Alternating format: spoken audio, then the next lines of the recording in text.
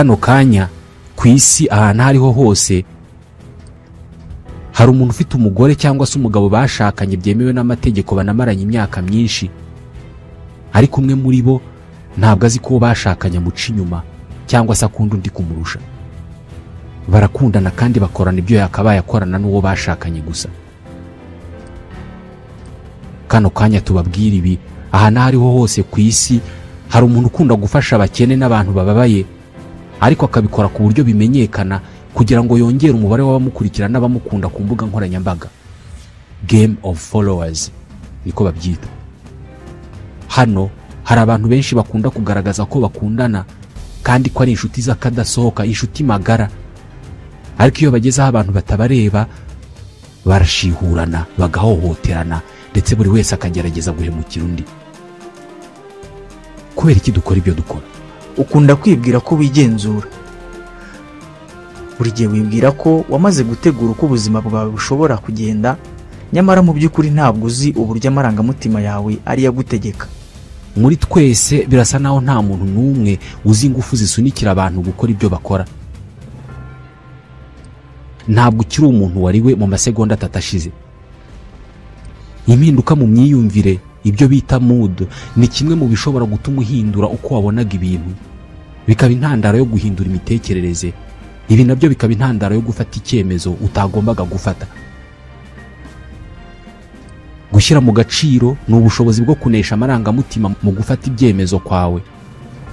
Ibinyabuzima hafi ya byose byo ku isi byamaze imyaka ibarirwa mu mamiliyoni bibeshejweho n'ububasha karemano imibiri yabyo ifite mu guhitamo neza. Instinct ni bwa bubasha urukwavu rufite bwo kwiyumvamo ko hafi aho ngaho hari imbwebwe, rugahunga hakiri kare, kandi ko iyo mbwebwe ikabira hari kandi rutari rwayibonye. Ku nyamaswa nyinshi byafashe imyaka myinshi kugira ngo ububasha karemano bw'umubiri buveho, busimburwe no kumva ubwoba. Ubwonko bwacu bwiyubatse muri ubu buryo maze bugira ibice bitatu by'ingenzi. Kimwe ari nacyo gishaje kurusha ibindi cyitwa reptilian brain. Nicyo gice cy'ubwonko gitegeka umubiri kandi kikawugenzura mu buryo ukomeza kubaho. Nicyo gice cy'ubwonko kigenzura uko umutima utera, uko duhumeka, ingano y'ubushyuhe umubiri wacu ufite n'ibindi bikorwa umubiri ukora tutabigizemo uruhare kandi bikatubeshaho. Iki ni igice cy'ubwonko kiba no mu bwonko bw'ibikururanda. Nicyo kibifasha kubaho mu mashyamba no mu mazi. Ikindi gice cyitwa limbic brain. Imyiyumvire n'amarangamutima yacu biremerwa muri iki gice cy'ubwonko. Ikindi gice cya gatatu cyitwa neocortex. Nicyo gice cy'ubwonko bw'umuntu kigenga ubumenyi n'ururimi. Ngibi ibice bitatu by'ingenzi bigize ubwonko bw'umuntu. Uyu niwe muntu. Ibi ni ibice bifite inshingano zitandukanye. Rimwe na rimwe iyo bitatumanyeho neza nibwo umuntu akora ibintu tuvuga ko atakabaye akora. Iyo igice gishinzwe amarangamutima kinaniwe gutumanaho n'igishinzwe ubwenge, umuntu akora ibintu bitarimo ubwenge cyangwa se agakora ibitarimo amarangamutima. Amarangamutima n'ubwenge ntabwo byoroshye kubisoma. Rimwe na rimwe ibigaragara nk'uburakari bishobora guturuka ku bushake umuntu afitiye ikintu runaka. Mu gihe izindi nyamaswa zigira ubwoba bumara igihe gito, twebwe abantu twituriye mu bwoba bwacu. Rimwe na rimwe turabukabiriza bukaba bwinshi kurusha uko bungana, ubundi tukamara igihe kinini mu muhangayiko. Buri kanya k'ubuzima bwacu tukabamo twumva amarangamutima, ibyishimo, umubabaro, ubwoba, umuhangayiko. Aya ni amarangamutima ahora yivanga mu mitekerereze yacu. Abantu bivuga ko bashyira mu gaciro ibi barabizi cyane. Kugira ubushobozi bwo kwimura amarangamutima yawe akava mu bitekerezo byawe nibyo bikugira umuntu bavuga ko ashyira mu gaciro kandi agafata ibyemezo bikwiye. Akavuga yego ayikwiye na oya ayikwiye. Abantu bivuga ko badashyira mu gaciro bo nta nubwo bamenya ko hari amarangamutima ari mu byemezo bafata no mu mitekerereze bafite. Bakunda gufata ibyemezo byihuse cyangwa se umujinya ukabarenga biturutse ku kantu gato katabashimishije. Hari uburyo bwo kurwanya ibi. Amarangamutima akomeye kandi abantu bose bahuriyeho ni ugushaka umunezero no guhunga umubabaro. Ibitekerezo byo gushaka umunezero nibyo soko y'ukubogama kose kuba mu mutwe wa muntu. Benshi muri twe duhora mu ntambara zo gushakisha ibitekerezo bishyigikira uruhande tubogamiyeho cyangwa se dushyigikiye, ubundi tugatera umugongo ikintu cyose kinyuranya n'uko twumva ibintu cyangwa se uko tubyemera. Gushaka ibimenyetso byemeza ibyo twizera ni ukubogama bita confirmation bias. Hari ukundi kubogama kwitwa conviction bias. Nta kuntu iki gitekerezo cyaba atari cyiza kandi naratakaje ingufu nyinshi mu kugishyigikira, niko bamwe bibwira. Ushobora no kuba wizera ikintu ariko nanone ugifiteho gushidikanya runaka, ariko kubera ko wamaze igihe kinini ubyizera uko, ugahitamo kwiyemeza wowe ubwawe ko icyo kintu ari cyo. Urabizi ko ari ikinyoma ariko ukabwira ubwonko bwawe ko ari ukuri. Hari ukundi kubogama kwitwa appearance bias. Ni ukubogama gushingiye ku buryo umuntu agaragara cyangwa se yigaragaje. Iyo umuntu hari akantu keza kamuriho niyo kaba kamwe, twese twirukira mu kumurundaho ibindi byiza byose tutanabifitiye ibimenyetso. Kubera ko uriya muntu akunda gufasha abababaye, ubwo ni inyangamugayo, ni n'umuhanga. Ibi ni nako bigenda ku muntu wagaragaye ikintu kibi. Uriya muntu kubera ko yafashwa abeshya, buriya ni n'umujura, ni n'inkundamugayo. Uwiba uruhindu yakwiba n'imfizi. Iri naryo ni ibogama twese duhuriyeho. Ukundi kubogama twese tugira kwitwa group bias. Ikigare. Dukunda kandi tukumva turuhuwe no kubona abantu batekereza cyangwa se babona ibintu kimwe natwe.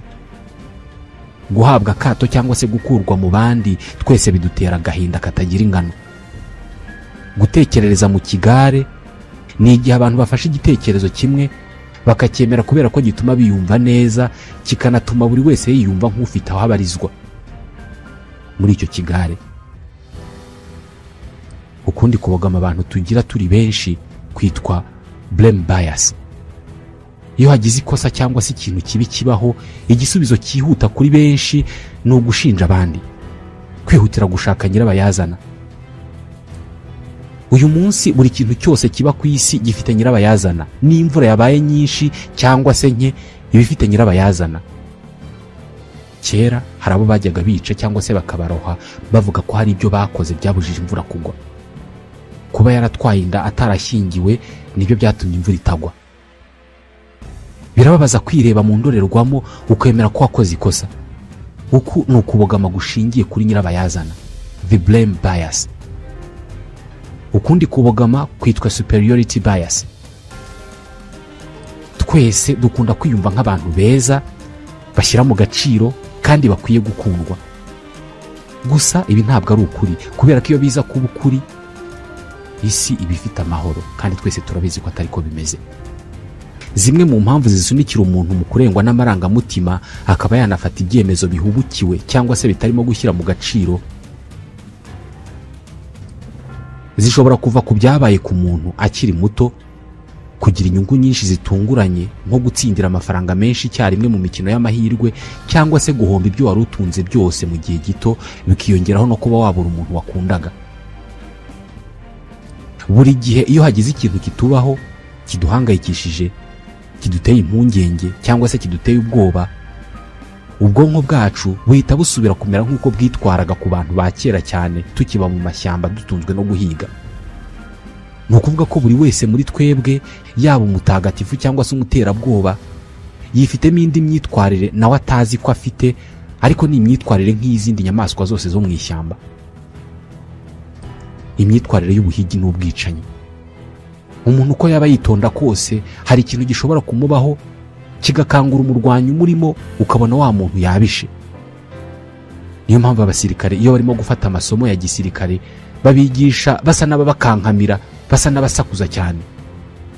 Baba bashaka gukangura umurwanyi uri muri uwo musirikare kugira ngo uwo musirikare atangire kwiyumva nk'uko aziyumva igihe azaba ari ku rugamba, ahangayitse, afite ubwoba, umujinya n'impungenge. Aha naho ibikorwa byose uyu muntu akora biba bigengwa n'amarangamutima. Ikindi gishobora gutuma amarangamutima y'umuntu yigarurira ibitekerezo n'ibyemezo bye byose ni ikigare. Umuntu wari usanzwe azwiho ubushishozi no gushyira mu gaciro, rimwe ushobora kumubona arimo kwitwara mu buryo budasanzwe bushingiye ku marangamutima igihe ari mu kigare cy'abandi. Twese tuzi abantu bigeze kunywa ku nzoga rimwe cyangwa se kabiri, ubundi basanzwe batanywa, ariko kubera ko bari kumwe n'abandi bagasomaho. Kugendera mu kigare bisunikira abantu mu marangamutima akabije bikunze no kubaho mu madini, mu mashyaka ya politike, mu myidagaduro.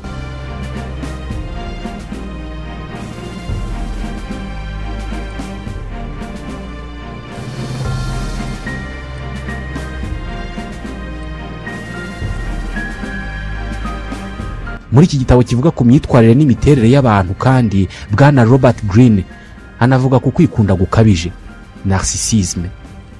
Narcissisme ni imyitwarire y'umuntu wikunda bikabije, akumva ko ari we muntu mwiza kurusha abandi, uzi ubwenge kurusha abandi, ibitekerezo bye nta cyabiruta, imyambaro yambara niyo myiza kurusha indi yose ibaho. Akumva ko ibyiza byose ari we ubifite kandi ko ari we bigenewe. Twese turikunda.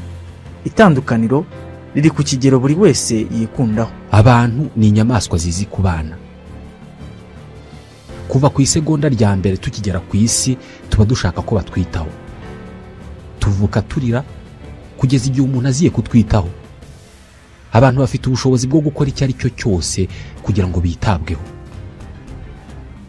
Usibye ko uyu munsi dushyira ku mbuga nkoranyambaga ibishoboka byose kugira ngo batwiteho, ariko no mu buryo karemano abantu bakora ibindi bikorwa kugira ngo abandi babiteho. Birimo ibyaha, kugerageza kwiyahura, gukwirakwiza ibihuha n'ibindi byinshi. Wowe rero uherereye he ku rwego rwo kwikunda? Hari abitwa deep narcissist, abantu bikunda bikabije.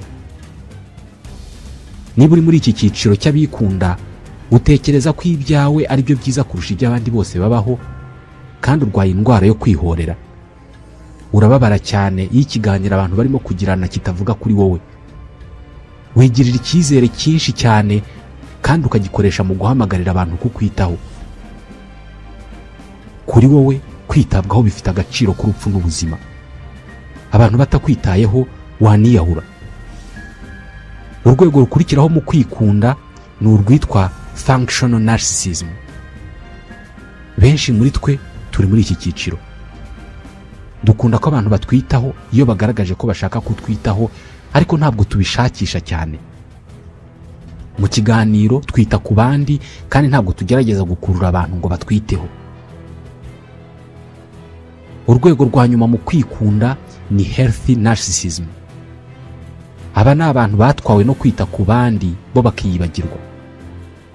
Niba ugiye kurara mu nzu idafunze, arakura urugi rwiwe arukuzanire, aba ari urara mu nzu idakinze. Bumwe mu buryo bitekerezwa ko bukwiye gukoreshwa mu gihe umuntu ufite ukwikunda gukabije ashaka guhindura iyi myitwarire ni ukwihatira kumenya abandi bantu. Uriya muntu ntabwo mukunda, ngomba gushaka uko namumenya biruseho. Ni Abraham Lincoln wavuze ibi. Kuri benshi iyo tudakunze umuntu biba ari impamvu ihagije yo kutagira icyo wongera guhuriramo nawe. Nyamara iyo ushaka kugabanya ukwikunda, kudakunda uwo muntu biba bikwiye kuba impamvu ihagije yo gushaka uko wamenya uwo muntu neza, kubera ko wasanga hari byinshi muhuriyeho. Mu myitwarire y'abantu nk'uko bisobanurwa na Robert Greene kandi harimo kutanyurwa n'ibyo dufite. Abantu bose barangwa no guhora bifuza gutunga ibyo badafite. Bahora bifuza gusubiza ibyifuzo bafite mu mitwe yabo. Ni ibisanzwe mu miterere y'abantu kwifuza ibintu badafite. Gusa iyo bakimara kubona ibyo bifuzaga, nta nubwo babona umwanya wo kubyishimira, kubera ko baba barangajwe no gushakisha ibindi babona ari byiza kurusha ibyo bamaze kubona. Inshuro nyinshi ibi bigereranywa n'indwara yo guhora tubona ku bwatsi butoshye ahandi mu gihe twebwe bwumye. Uyu munsi abantu benshi tubona kuvuga ibyo abandi batavuga nk'inzira ziganisha ku kuba umunyakuri n'inyangamugayo. Mu by'ukuri icyo abantu bagukeneyeho ni ukuvuga ibihaza ibyifuzo bafite mu mitwe yabo. Iyo umuntu abaye usanzwe usa n'abandi bose bituma batamutekerezaho cyane. Imyitwarire nk'iyi ngiyi nige nibyo dushyira ku mbuga nkoranyambaga, ibyo twambara, ibyo tuvuga. Mu buryo tutazi twese dushaka ko abandi bagira ishusho yacu barema mu bitekerezo byabo, bakadutekerezaho kandi bakatwibazaho ibibazo byinshi n'igihe tudahari. Turi ibinyabuzima bizi kubana. Ibyo twifuza buri gihe bigaragaza ibyo abandi bifuza. Umusore cyangwa se inkumi imaze imyaka 5 iba yonyine, itarashatse, itanagira uwo basohokana, kera kabaye iyo amubonye haba hari amahirwe menshi ko hari abandi bakobwa cyangwa se abandi bahungu nabo batangira kumwifuza, kandi yari amaze iyo myaka yose ari wenyine bamubona. Mu buryo nabo batazi baba babonye ko uwo muntu ari mwiza, n'ikimenyimenyi dore n'uriya yamuhisemo. Bitangira kugaragara tukiri bato. Umwana ufite ibikinisho n'imyambaro myiza, ariko bagurira umuvandimwe we imyambaro n'ibikinisho bisa n'ibye, agatangira kubiririra. Aba nitwe. Gukora nkaho wowe cyangwa se ibyawe byifuzwa n'abandi bikurura abandi. Mwigura n'igurisha hari ubwo abacuruzi bakoresha uburiganya bwo kuzana abandi bantu bitwara nk'abaguzi kugira ngo abaguzi ba nyabo babone ko igicuruzwa gishakishwa n'isi yose. Indi miterere twese duhuriyeho itandukanye n'iyi ni imiterere yo kwihagararaho no kwirwanirira, babyita defensiveness. Buri wese muri twe ashaka kwizera ko yigenga kandi ko agenzura ubuzima bwe. Buri wese afite ibitekerezo n'ibisobanuro bitagira ingano ko ari we, kandi ahora yiteguye kurwanira ibyo bitekerezo. Habaho ingingo 3 zigaragaza uburyo abantu biyumva iyo bigeze ku gusobanura ko bizi cyane. Iya mbere, ndigenga kandi ibyo nkora byose mbikora bivuye ku bushake bwanjye. Niyo waba wakoze ikintu usunikiwe nuko wabonye abandi bagikora, cyangwa se kubera ko umuryango udafata neza udakora icyo kintu, ntabwo dukunda kwibwira ko ingufu zivuye hanze yacu arizo ziyobora ibyemezo dufata. Hagize ukubwira ko wagendeye mu kigare cyangwa se ko warebeye ku bandi, urarakara ukarwanya cyane ibyo birego. Gusa uyu munsi biragoye kwigenga byuzuye mu gihe tuba ku isi yuzuye amakuru kandi atugeraho buri kanya. Iya kabiri, ndi umunyabwenge mu buryo bwanjye. Ibi birasa cyane n'utazi ubwenge ariko agashima ubwe. Nta muntu ushimishwa cyangwa wumva anyuzwe no kubwirwa cyangwa se kumva ko afite ubwenge butari bwinshi. Iya gatatu, ndi umuntu mwiza kandi ugezweho. Twese dushaka kwizera ko turi abantu beza, kandi ibyo dushyigikiye n'ibyo turwanira bikwiye gushyigikirwa na buri wese. Izi ni ingingo 3 zigaragaza uburyo abantu biyumva iyo bivugaho cyangwa iyo bisobanura. Mu rwego rwo kwimakaza imibanire myiza, abantu bagirwa inama yo kudakora ikintu gituma imwe muri izi ngingo ibyuka mu muntu uwo ari we wese.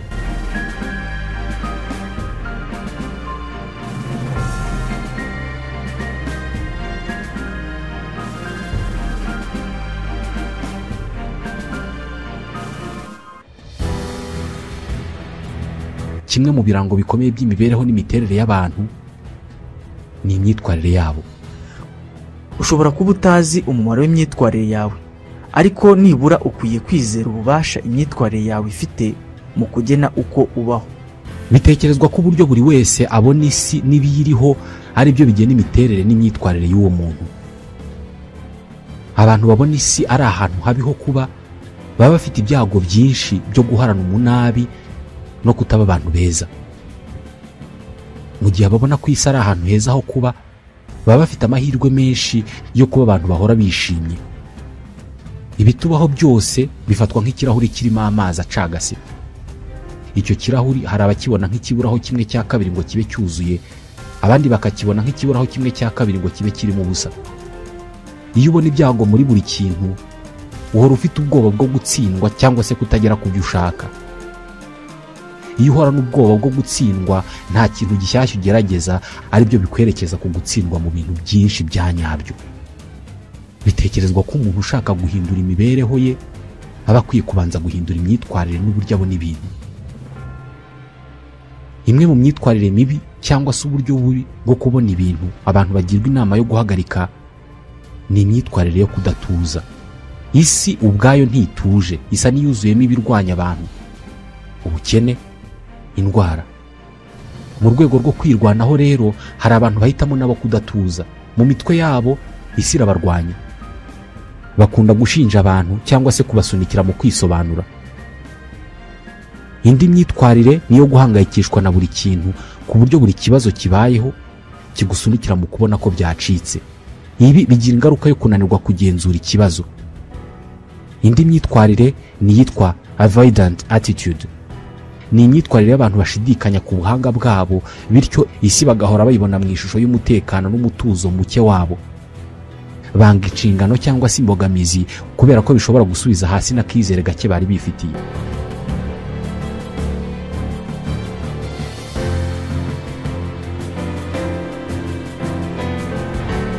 Imyitwarire n'imibereho dushobora kuba duhuriyeho twese nk'abatuye isi ni ukwifuza. Uyu munsi kubera imbuga nkoranyambaga, ukwifuza mu bantu ni kwinshi kurusha ikindi gihe cyabayeho mbere. Buri wese muri twe agira ukwifuza kuri ku rwego runaka, ariko gushobora kuzamurwa no gusoma cyangwa se kubona ikintu kigushyira mu mutekano muke. Ukwifuza kugenda kwiyongera mu bantu babonana buri munsi, baba bakorana mu kazi, baba mu muryango umwe, abaturanyi. Ubwonko bwacu ntabwo bushobora guhagarika igereranya. Buri gihe buhora bugereranya ibintu byose bubonye cyangwa bwumvise. Ibyifuzo by'umuntu byose byubakiye ku gushimwa no gukundwa. Bivuga ko umuti wa mbere wo kwifuza cyane ari ugushimira. Gushimira ni intambwe ya mbere yo kunyurwa. Ubundi buryo bwo kugabanya kutanyurwa no kwifuza ni ukwigereranya n'abo munsi yawe aho guhora wigereranya n'abari hejuru yawe. Iyo ukoze ibinyuranye n'ibi uba werekeza ku kwizamura cyane no kwiyumva nk'igitangaza kurusha abandi. Mu magambo ya Robert Greene yaranditse ati, Imana nta mpuhwe na nke zifitiye abantu bose baguruka mu kirere cya kure bakoresheje amababa y'ubwibone n'ubwishongozi no kwizamura cyane. Ukora ibyo zizamwishyuza ku kiguzi kiri hejuru cyane. Ntabwo ari iby'ubu. Mu mateka yacu dukunda kwifata nk'ab'agaciro n'ingirakamaro cyane kurusha abandi. Intsinzi tugize uko yaba nto kose ihita yirukira mu mitwe yacu. Dutangira kumva ko turuta abandi, tugatumbagiza ikigero cy'ibyo twagezeho, kandi tukavuga ko ari twebwe ubwacu, twebwe twenyine twabigezeho ntawe bidufashijemo. Uyu munsi ukwibona muri ubu buryo kuri hejuru kurusha ikindi gihe cyose cyabayeho, kubera ko uburyo bwo kurera no kwita ku bana no kubatetesha uyu munsi buri hejuru cyane kurusha ikindi gihe. Umubare munini w'abantu ntibacyubaha abayobozi cyangwa bafite ibyo babarusha. Ikindi kizamura ibi ni imbuga nkoranyambaga zitumbagiza ukwizamura no kwikuza kw'abantu muri byose, biturutse ku kwibona ufite abantu ibihumbi bagukurikira, bigahita bikwirukira mu mutwe bikubwira ko abantu bagukunda, bakunda ibyo ukora, kandi ko batashobora gukora ibyo ushoboye. Hari amahame menshi n'ibitekerezo bigaragaza imiterere yacu abantu nk'inyoko.